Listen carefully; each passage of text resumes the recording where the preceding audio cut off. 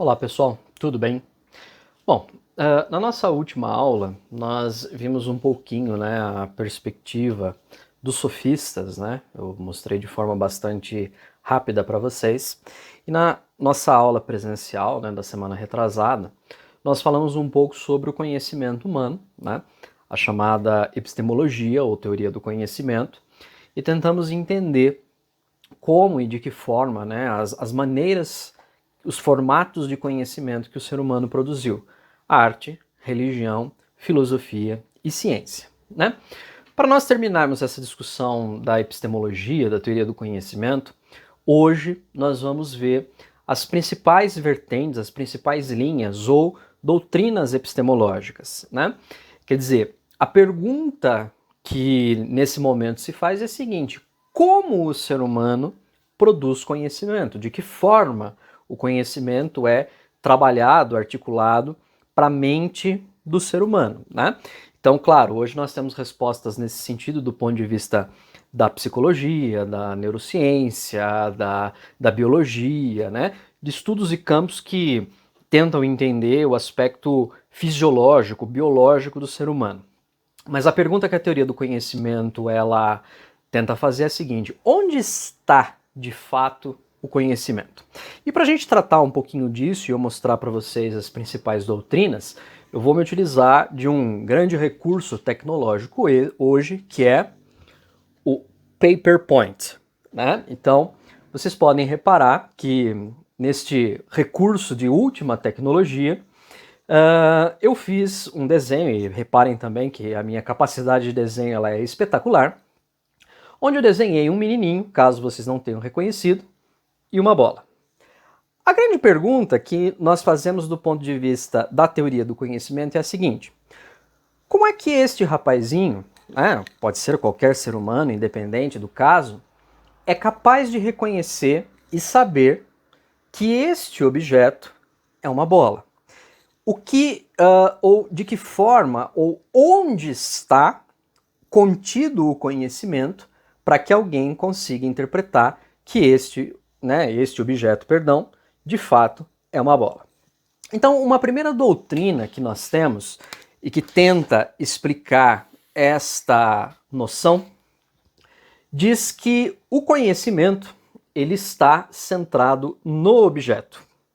Quer dizer, qualquer objeto, qualquer coisa, qualquer forma que exista, possui em si, de forma intrínseca, todo o conhecimento que ele deve ter.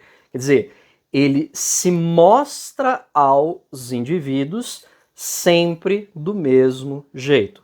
Uma ideia de essência, uma ideia de uma pertença, onde tudo aquilo que este objeto ou esta coisa é, já está contida nela. Essa doutrina, e repare a setinha, então o conhecimento parte do objeto para o observador. Esta doutrina recebe o nome de dogmatismo. Não vou escrever inteiro porque também não vai dar aqui no meu recurso ultra tecnológico, né?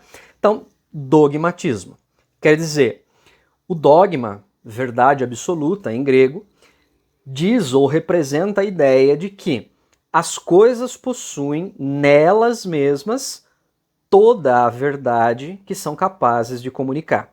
Então, para essa teoria, para essa noção, qualquer sujeito que olhe para esse objeto, né, que sinta esse objeto de alguma forma pelos seus sentidos, saberá, porque o objeto comunicará para ele que é uma bola. Então, esta é uma visão, esta é uma perspectiva, né?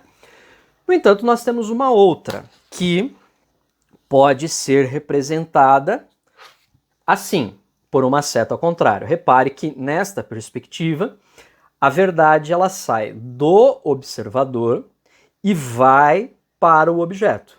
Quer dizer, nesta perspectiva, é o sujeito, o observador, que faz do objeto aquilo a qual ele deseja. Esta noção, esta teoria, recebe o nome de relativismo. Quer dizer, do ponto de vista da verdade objetiva sobre um objeto, é o observador que faz ou que cria o conhecimento sobre o objeto. Se esse observador quiser usar esse objeto como uma bola, ele usa. Se ele quiser transformar esse objeto num banquinho para sentar, ele faz. Se ele quiser colocar sobre um altar e adorar como um deus, ele faz. Então, quer dizer, o objeto só é o que é porque o observador faz dele. Então, repare que ela é completamente contrária à perspectiva do dogmatismo, né? Verdade do objeto para o sujeito, dogmatismo. Verdade do sujeito para o objeto, relativismo. Alguns outros, né, vão fazer exatamente o quê? Vão negar a possibilidade do conhecimento. Dirão, olha, o aspecto do conhecimento é impossível. Então, nós jamais vamos conseguir, ou né, teremos a possibilidade de conhecer o mundo todo que está ao nosso redor. Então, o conhecimento ou é impossível ou é uma ilusão para o ser humano. Esta linha de pensamento recebe o nome de ceticismo, os céticos. Quer dizer, o cético é aquele, no sentido original grego, que nega o conhecimento ou nega a possibilidade de alcançar o conhecimento. Então, como a mente humana, o pensamento humano é limitado, vamos assim dizer, nós nunca vamos conseguir conhecer todas as coisas, né? Uma outra linha, esta um pouco mais recente de pensamento, vai dizer o seguinte: olha, os céticos, de fato, eles têm razão em uma coisa, que é qual? Nós não conseguimos conhecer tudo sobre o objeto. Existem coisas, por exemplo, que a nossa visão, a nossa audição, olfato, paladar e tato não conseguem perceber. Exemplo, nós sabemos que existem padrões de luz, como o infravermelho e o ultravioleta, que não são percebidos pelos nossos sentidos. Ultrassom, por exemplo, né, também nós não conseguimos perceber. Alguns tipos de cheiro. Então repare que, do ponto de vista cético, há uma certeza no sentido de que nós nunca vamos chegar a um conhecimento perfeito do objeto.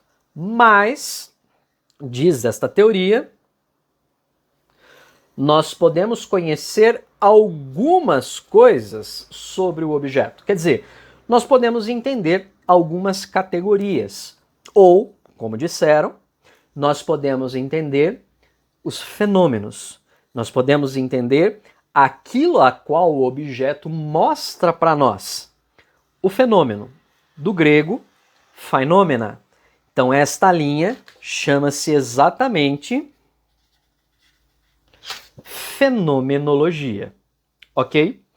Perceba que, do ponto de vista da fenomenologia, o que ela diz é o seguinte: nós talvez nunca vamos conseguir atingir o conhecimento perfeito do objeto, porque existem coisas as quais os nossos sentidos, por exemplo, não conseguem captar. Mas nós conseguimos captar algumas coisas. Por exemplo, eu sei o formato do objeto, eu sei que ele é feito de borracha, eu sei que ele está cheio de ar, eu sei, por exemplo, que ele pinga, eu sei que ele tem um peso, né? Eu sei que ele tem cores, pensando numa bola colorida. Então, dentro das minhas limitações, eu consigo sim saber alguma coisa sobre esse objeto. Então, a fenomenologia, ou o estudo do fenômeno, ou o estudo das manifestações, quer dizer, aquilo a qual o objeto manifesta, me permite compreender um pouquinho sobre as coisas. Um exemplo bem simples, né? Se eu pegar um objeto como a caixinha aqui do meu óculos, que é vermelha, né, escrito em dourado. Se eu pegar essa caixinha do óculos aqui, então eu tenho algumas informações sobre ela. Então, tamanho, peso, né, textura, etc. Agora, repare que a informação de que ela é vermelha eu só tenho porque existe neste ambiente onde eu estou iluminação. Se eu eventualmente, né, como já está à noite no momento que eu estou gravando esse vídeo, se eu apagasse a luz, por exemplo, e tentasse identificar a cor desse objeto, isso seria para mim impossível.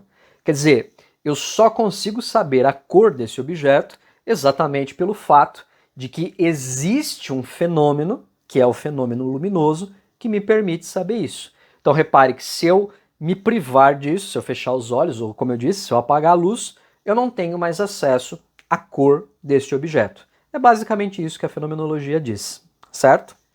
Muito bem.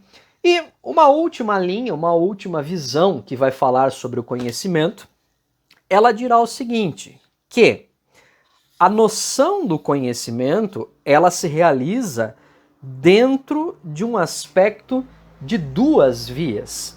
Quer dizer, para esta visão, tanto o objeto se mostra para o observador de um determinado jeito, então como a fenomenologia diz, né? Ela me dá alguma interpretação do mundo, mas também o sujeito faz desse objeto alguma coisa qual depende da sua cultura, da sua noção de mundo. Esta noção recebe o nome de dialética, né? Então, para a dialética, o que é que nós conseguimos perceber? Nós conseguimos perceber o seguinte, que este objeto, ele mostra alguns fenômenos, algumas manifestações ao observador. Então, olhe a seta que vem para cá. Então, por exemplo, ele se mostra redondo, ele se mostra cheio de ar, ele se mostra feito de borracha. Mas o fato desse meu amiguinho aqui, desse rapazinho, ter nascido no Brasil, faz com que ele chame este objeto de bola. Esse objeto continua sendo redondo, colorido, cheio de ar, mas se o meu amiguinho aqui, o meu menininho, tivesse nascido nos Estados Unidos, ele chamaria esse objeto de ball.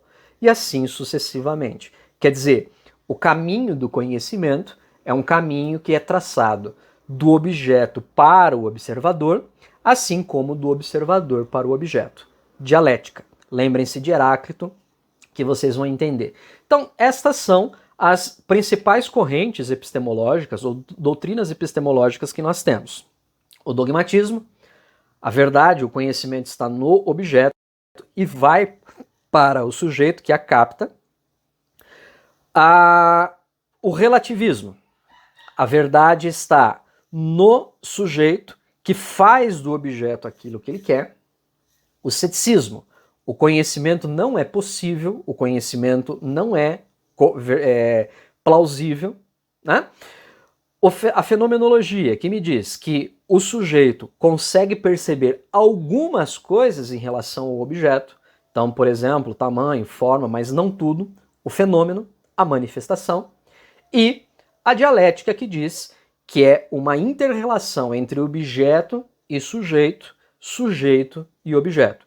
O objeto se mostra dentro de algumas coisas, mas dependendo das características de aprendizagem, de cultura, de sociedade que esse sujeito se insere, ele também dará características para esse objeto, tá ok? Então aqui fica, com esse super recurso tecnológico que eu acabo de apresentar para vocês, uma pequena demonstração, uma pequena ideia sobre os conceitos das doutrinas epistemológicas e as formas de conhecimento que o ser humano, né, e como o ser humano é capaz de produzir, tá ok?